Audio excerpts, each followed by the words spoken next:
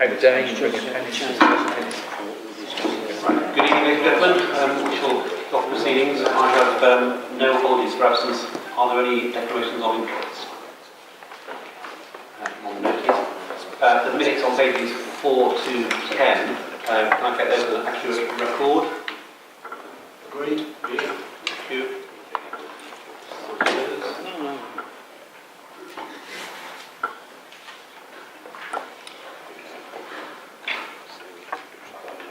Are there any matters arising? None. There are, item 5, there are no written questions from the public, there are no written questions from councillors, and there are no petitions. So item 8 on the agenda, forward plan on pages 11 to 19. We've got any questions, so we'll just noted that. There were no separate decisions made by leaders outside the normal process of right, item 10. So, response to the findings and recommendations of the London Stansted Cambridge Corridor Growth Commission. So I will move that. Do I have a second dot? Yes, so just by way of some brief introduction really. The LSCC has been, in my view, an excellent vehicle and advocate for both promoting the corridor itself and lobbying for key elements that are vital for Harlow's aspirations. And I have spoken at the last two LSCC conferences, and Harlow does play, rightly, a key role as someone at the core of the LSCC. We are working at the moment to further strengthen relationships to what is called the core of the LSCC, which is principally East Herts, Epping Forest, Oxford and Harlow, to develop a sort of joint understanding about Harlow being the growth centre in the West Essex and East Herts. I don't think any of the recommendations will come as any particular surprise in terms of the priorities. Certainly the elements that I've been going on about for some considerable time, promoting the corridor itself, and obviously Harlow the core of that, technology and life sciences. Obviously we've got the public health England coming, and the enterprise zone where those play a key element. Lobbying for infrastructure, and in particular, high on my agenda is rail infrastructure, so Port Cheltenham West Anglia Main Line, and ideally Crossrail 2, but clearly that's going to be difficult. And looking specifically at skills, so making sure that the increasing opportunities, employment opportunities in Harlow, that the people of Harlow have the skills and opportunity to take advantage of those in developing education across a broad spectrum, secondary, tertiary and higher education. And obviously recognising the importance that Stansted plays in the corridor.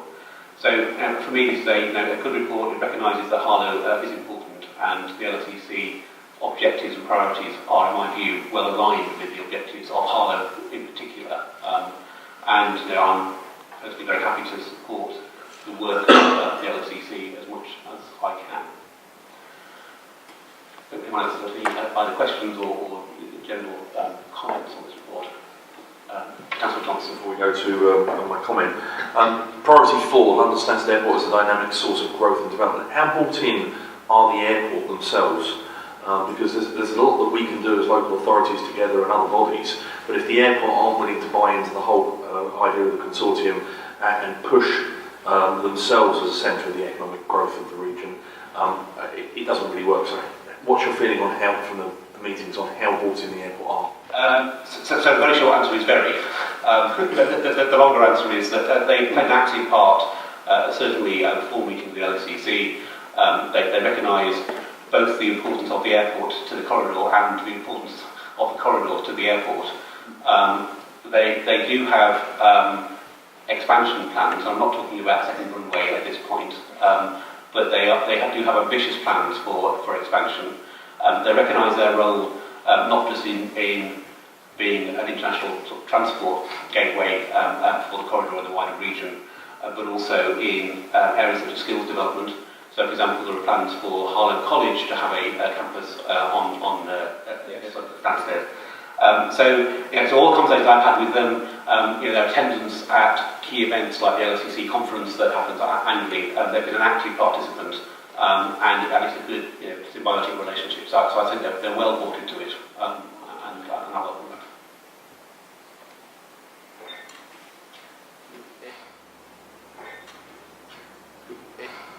In which case, I absolutely welcome the report and welcome the work that the consortium is doing.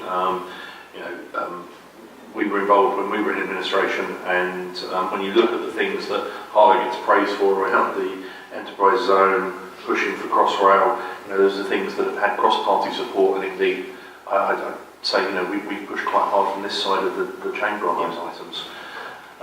It's really good to hear what you say about Stansted. I'm sure Councillor Durcan will recognise, along with myself, that we do have a model that we can follow around this airport and an airport driving growth in Vantaa, one of our former Newtown partners in Finland, which went through exactly what we went through about 12, 15 years ago, and successfully rode their airport to becoming a major economic powerhouse. So I think we should look at what's already out there. But I really welcome the report. I think we are at the right junction right now with the University Technical College in the town, like you say, the college expanding the campus to really grab hold of some of these. It saddened me to read in the report that because of a lack of skills, businesses were more likely to invest in another country than stay here. Regardless of the politics around the table, we need to make sure that it's Harlow residents that are getting those jobs and have the relevant skills and abilities to get those jobs. So welcome the report, welcome the work that's going on, welcome the priorities moving forward. I'd like to see, I know our MP will be supportive just looking at some of the things that are in this, but I'd like to see all of the other MPs up and down the corridor getting involved across the political structures. Anything I can do to help move this on within the political sphere, both sides working together, more than happy to offer that. Just a couple of comments. The MP support has been, generally very good. There is a London Stansted parliamentary group with a wide representation from David Lammy to Anne Hazelhurst and others. And at the last episode conference, they sat next to each other and were both speaking as one about the importance of the corridor. So that's important. I think I just want to emphasise the skills point you've made, actually, which is a really valuable one. So out of the sort of four elements that make up the mix of making Harlow successful and capitalising it, so economic growth and jobs, we can see the path forward from there with North England, with the enterprise zone and elsewhere. Infrastructure, well, we've got a long way to go on things like the West Anglia for tracking and Crossrail 2. They are getting a very good hearing in government and elsewhere. Malcolm and I have met the Crossrail 2 Growth Commission, and they're quite well engaged. And the Crossrail 2 Growth Commission did have a whole page about Harlow. It hasn't quite landed where we would like it to land yet, but I think there's some potential there. On housing, despite the policy, and also we had a full debate, a special council meeting, there's a move forward about broadening the availability and mix of housing to support it. But the fourth one is still the thing that concerns me most, and that's about skills. So yes, there has been a step change in secondary education in Harlow over the last few years, and you're right to point out University Technical College are making a significant contribution to that. The change in the mix of courses available at Harlow College, with an increasing emphasis on engineering and technology and the STEM-based subjects generally is also welcome. But there is a way to go. One of the sets of recommendations in the LTC report is about some sort of devolving, and I be careful with the wording, of responsibility for skills funding, and that's something I'm quite passionate about. And certainly when I have conversations with leaders across Essex about the devolution agenda, which is problematic, but we are agreed that skills is an area of focus. And I think there might be an opportunity in the 100% retention of business rates, because as part of that deal, which has got a long way to play out and won't be implemented until 2019, government is looking at, as part of keeping this fiscally neutral, passing on what are currently central government responsibilities to local areas, as a sort of, at the other side of the coin of getting a greater retention of local business rates. And I think in skills, that's one area that I personally would be very enthusiastic about, with having local control of skill spending, clearly in conjunction with local businesses to make sure we get the mix and the match between the needs of businesses, which are increasingly in the STEM sector, both science, technology, engineering and maths.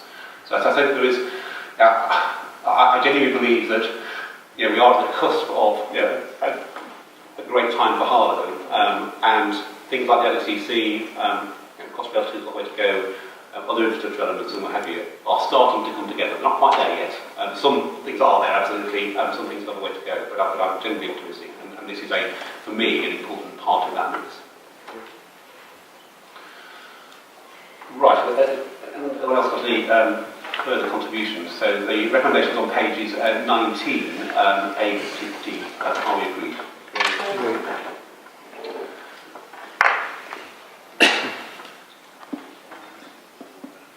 Right, so moving on to, I'll take both 11 and 12 together if you don't mind. I'll be separate comments on both of them. Before I go just say, as I said at the last Cabinet meeting, this is two of the three memorandums of understanding. And as I said at the last Cabinet meeting, clearly following the Special Council resolution, the third one, which was around spatial options, has some significant issues. I did commit here last time that I wouldn't be signing that. And so that's why it's not before Cabinet today. And as I think I said last time, the legal advice that East Hearts have taken and others was that there's no pressing urgency for that third memorandum of understanding, whatever form it might take when we get to that point, to be signed or agreed until the local planning goes for examination in public sometime next year. So on that sort of general preamble,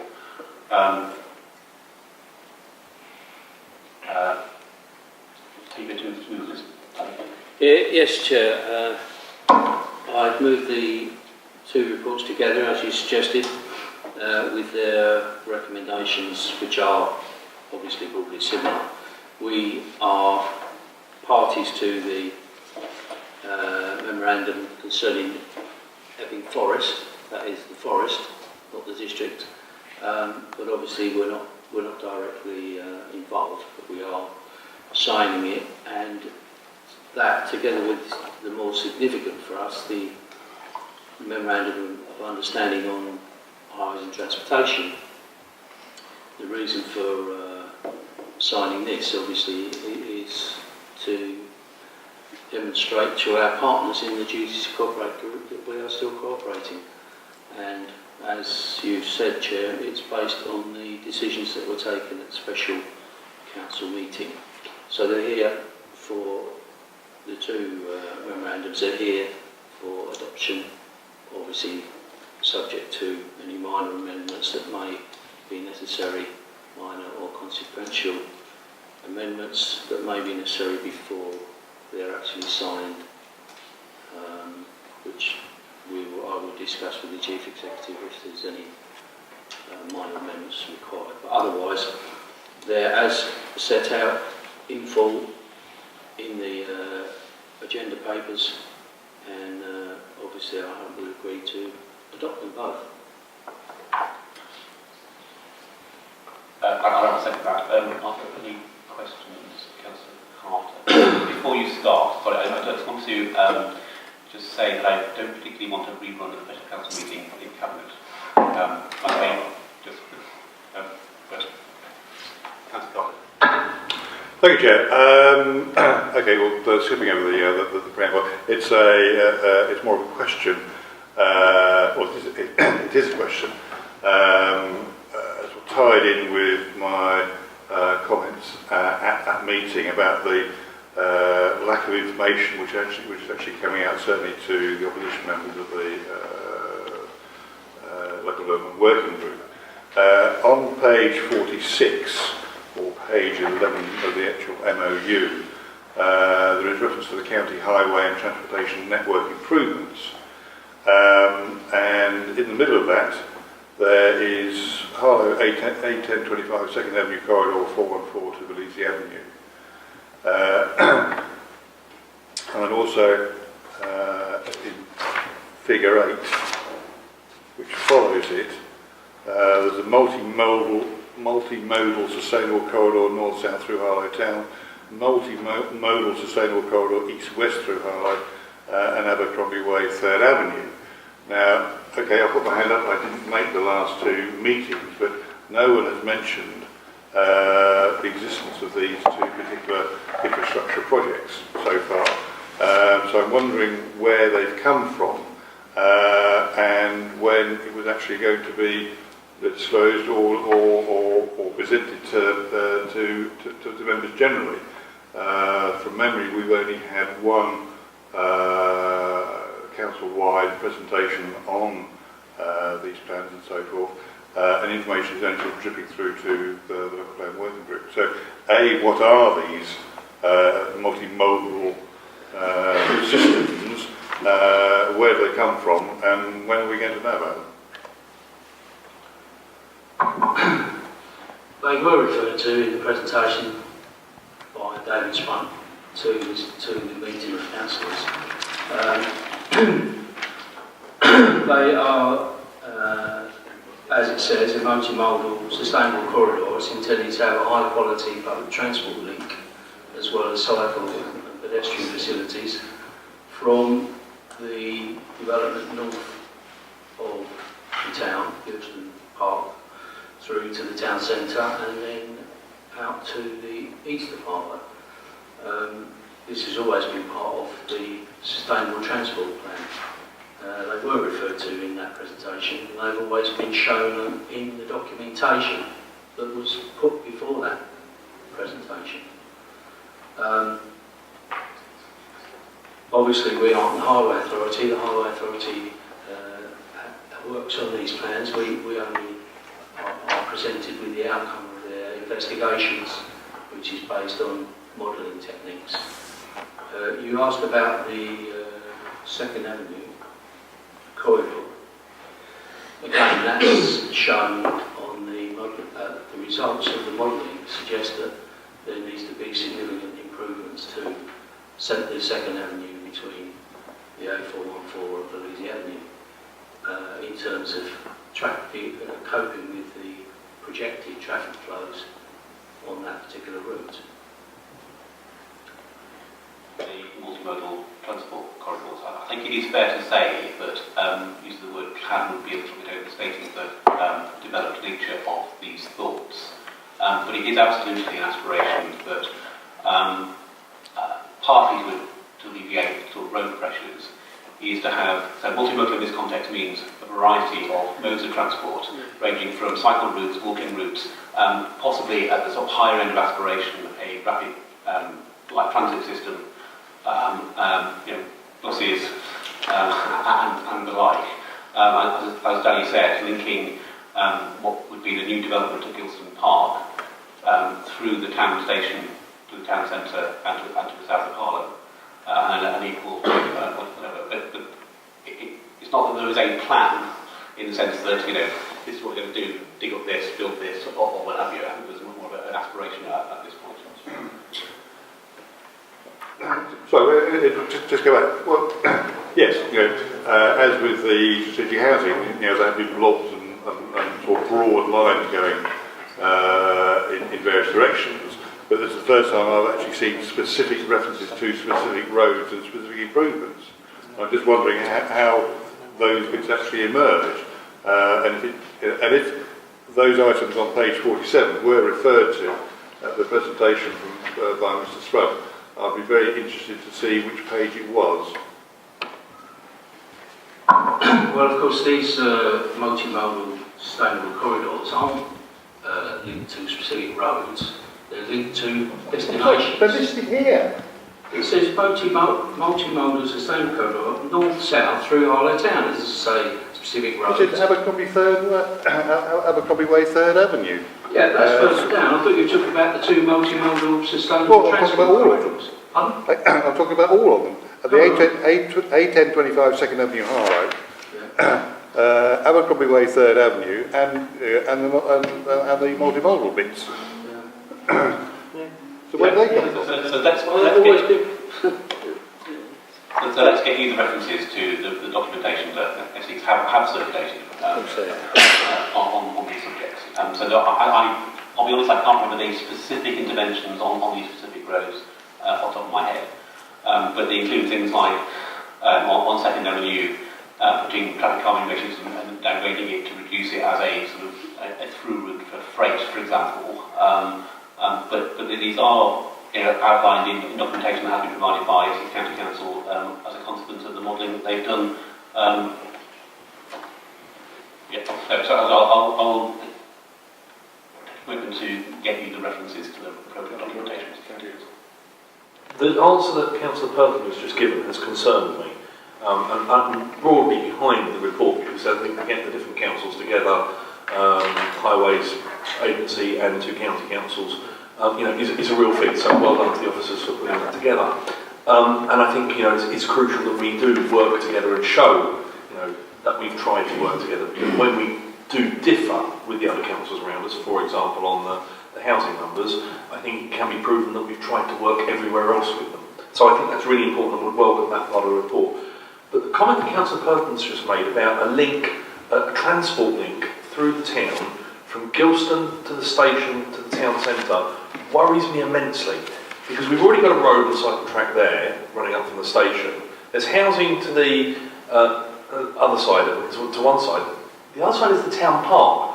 I hope we're not suggesting that we're going to be putting a bus route, a guided bus route through the town park from the station to the town. I'd like someone to absolutely categorically say that's not what you're planning.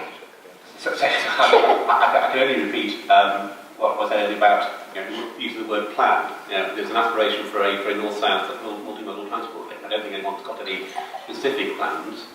But for example, there are things about additional crossings north-south across the store, for example. So not just the existing road that runs. So those are all part of those broad aspirations as opposed to a specific plan.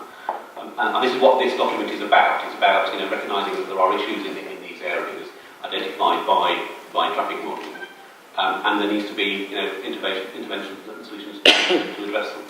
So I don't think anyone's suggesting we're building a road through the town park.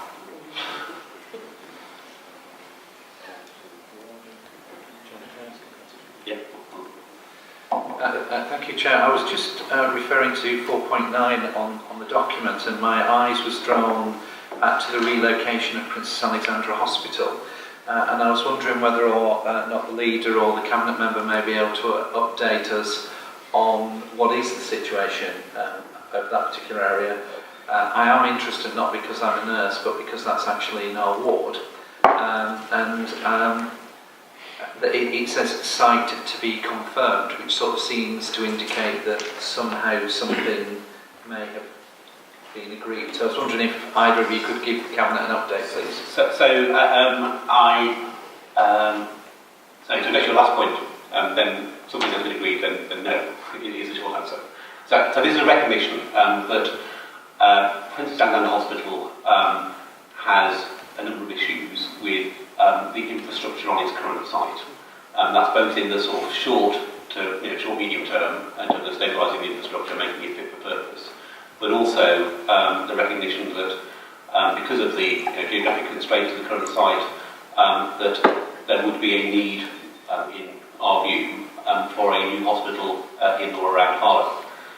But those are conversations that are ongoing with a variety of bodies in government, Department of Health and what have you, and it is fair to say they have not concluded. And it's also fair to say that putting it bluntly, the price tag attached to a new hospital would be significant. And so, the government's appetite for that level of investment and the timescales for that investment are matters of constant debate. So there have been some reports done for the Hospital Trust, which are still in in progress, and the further recommendations of those have not been concluded. And even when they have been concluded, that doesn't mean that they're going to necessarily happen. But clearly, we do I firmly believe that we do need a new, I'll use the multimodal word again, multimodal health facility, which will include acute hospital facilities, but other things, whether that's in social care, mental health, primary care, and the like, to serve the Harlow area. And I know that's a bit sort of vague and waffly because these things are a long way from being concluded. So can I just come back there? Can I have assurances of what involvement has this council been offered in relation to those discussions? Because unfortunately, Prince Alexandra has had at times a checkered history of its non-communication with community leaders, and I'm wondering, as this is possibly a unique opportunity, are we as a council being engaged in any particular dialogue, and if so, what is it that we're involved in? So we have been involved in dialogue, and we've been involved in dialogue with partners in the area as well. So that's we have the forest with Uttlesford and the East Hearts actually. I don't think I can claim that engagement has been as active and open as I would like. So one example is there's an exercise going around sustainability transformation plans across the country, and despite clear guidance from the Department of Health about active engagement of local authorities, that has not quite transpired as I would like it to have. But we are in active conversations, and we have further conversations with government and NHS England and Hospital Trust and both CCGs, so West Sussex and Hertfordshire, to try and move this forward. But I can't sit here and say, well, that's all lovely to get sorted out in the next 10 years, because we're a long way from that. But we are pushing very hard, and I know that Chief Executive meets the Trust and others on a regular basis, as do I. Thank you. Any further contributions? So in that case, the recommendations both on page 32 and 57 for the memorandums respectively. Are we agreed? Agreed. Thank you. Right, moving on to the finance report on page 74 to 75. I will move this. Secondly, Right, I just want to give a brief sort of introduction to this. So clearly there have been significant reductions in central government funding for local authorities generally over the last few years. And that has no signs of stopping in the next few years. So what the government has done is has made an offer to local authorities generally to reach a 4-year settlement. Now, the advantage of that clearly is that gives us some certainty over the coming years about what our financial position is likely to be. I would just refer you specifically to, on page 74, to the table at the beginning in the background, and which lays out the financial position that we would be accepting, which is clearly not good. So I'm personally not recommending this because I think it is a great deal, but because I think it is the least worst deal. So what the Secretary of State has made clear, and that you can hear, that if you don't accept the 4-year settlement, it might be significantly worse in subsequent years, and we wouldn't have the certainty of knowing that it would be. So the report lays out consequences which are an ongoing and significant decrease in government funding. This will all happen prior to the localisation, 100% retention of business rates, which won't begin until 2019. There are some pilots due to start in city areas next year. They won't be implemented until 2019. There is clearly lots of uncertainty about that, about how it's going to work, how the top of the tariff position is going to be played out, how needs are going to be assessed, what additional responsibilities are going to be placed on local authorities as a condition of retaining a greater proportion of business rates. So that isn't going to be the saviour, but in the meantime we have a significantly deteriorating planning position, which clearly we will attempt to address as we have for the last several years. So just a quick technical question. Has there been any indication from government that the new homes bonus scheme is going to fade away or be reduced or changed in any way? I'm not aware of any changes. Yes, it's 2020. Yeah, we believe, although the details are very sketchy, we believe that by 2020 it will actually all be rolled into the business rates retention. So, but we haven't got any detail at the moment.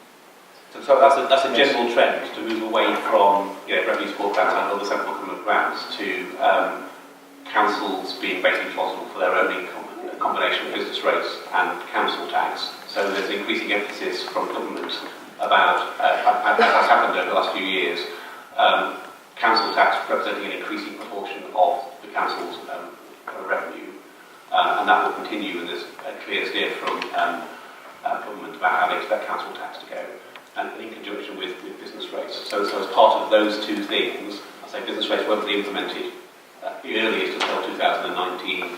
The timetable's a little bit vague at the moment, but by the end of this Parliament is the bottom line by beginning of 2020. There's nothing before 2020. I'm not aware of any changes in the period that this report refers to. We're as much in the dark as you are, Simon, in that sense. Out of the, 43 million quid that's collected, the government's still going to actually set the amount that we can keep of the business rate. No, it's a new homes bonus one. Pardon? New homes bonus. Yeah, but what I'm suggesting is that we believe that the government will actually abolish that in the sense of rolling that in. My second question was, but no change before 2020? As far as we know.